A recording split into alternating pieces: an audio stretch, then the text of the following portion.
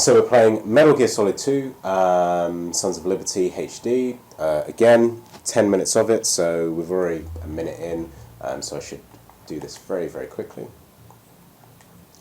Because from what I can recall, the intro to this game is longer than last. It might actually even take me 10 minutes just to get to the tanker section, so let's hope we can do it.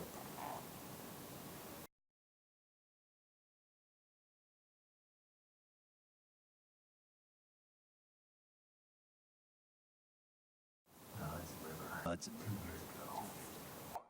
We had classified intelligence that scheduled for trip. The whole thing's but our noses have been out in the cold too long.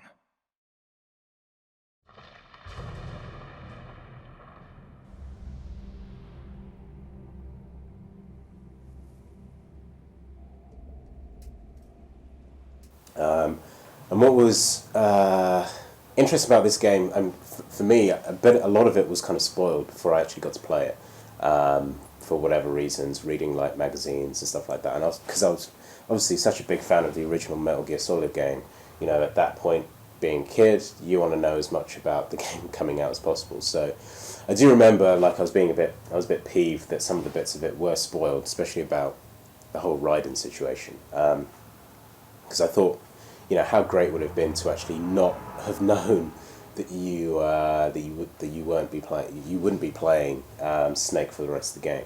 But anyway, this kind of opening part is again like keeping that character shrouded in mystery.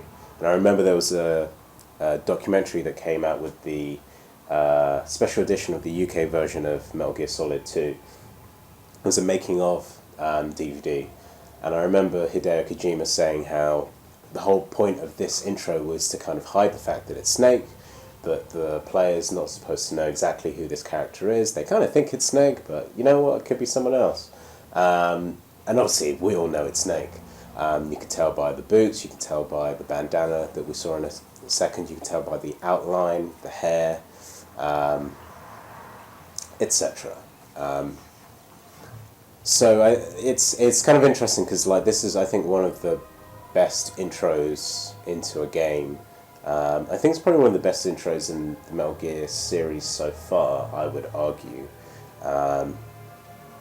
Just because it's so kind of spectacular in terms of its, you know, the character zip-lining or bungee jumping kind of off George Washington Bridge, I think. Oh no, it can't be George Washington Bridge. Whatever the bridge was. Onto the tanker, which is for kind of Snake to start his mission.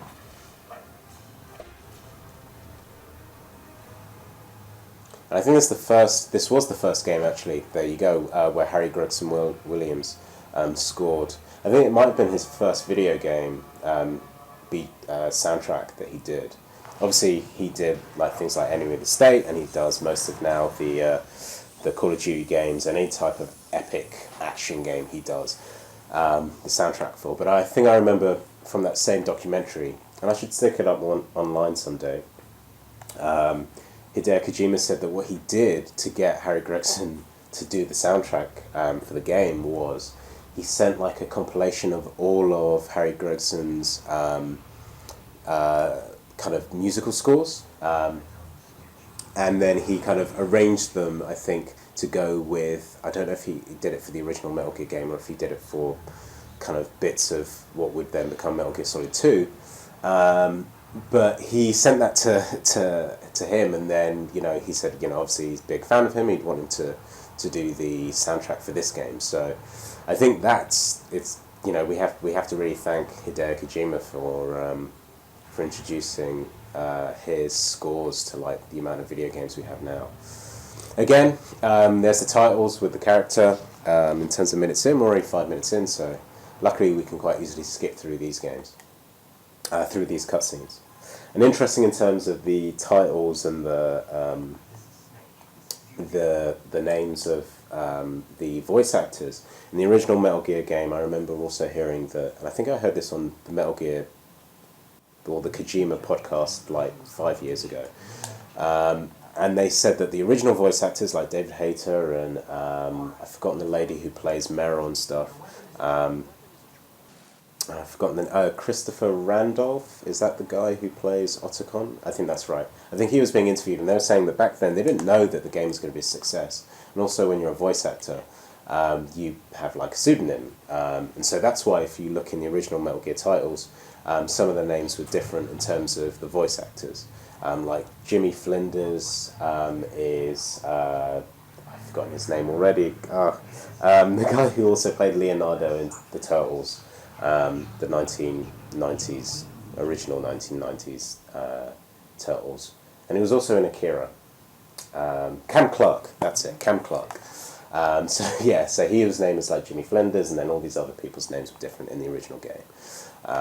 Anyway, so we've gotten to some gameplay finally. What I always like to do is take down this guy, because when you play the game on hard, he notices you straight away. So we've only really got 3 minutes left. Let's try and get to the hold. Let's wait for the guard to come up. Obviously visually so much stronger, more solid, I guess, compared to the original game. Obviously the original game was a PS1 game. This being like a first generation PlayStation 2 title, which I think still looks very good. And this being the HD version, obviously they've not, they're upscaled it in HD, but it just kind of proves again strong art direction can make a game, regardless of how old it is, still look great when it's kind of upscaled and whatnot.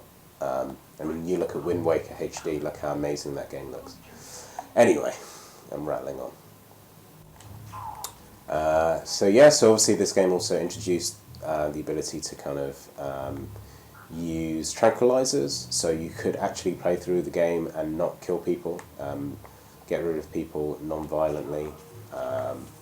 You could defeat most bosses. I think it was also the first game to introduce the idea of also kind of tranquilizing the bosses and not killing anyone. And it is absolutely possible to not kill anyone in the game. I think the only person you...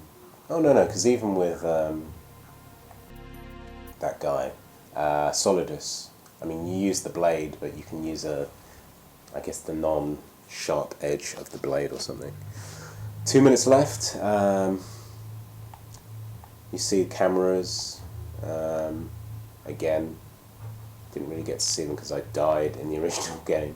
But obviously that's a big part of the game in terms of its stealth.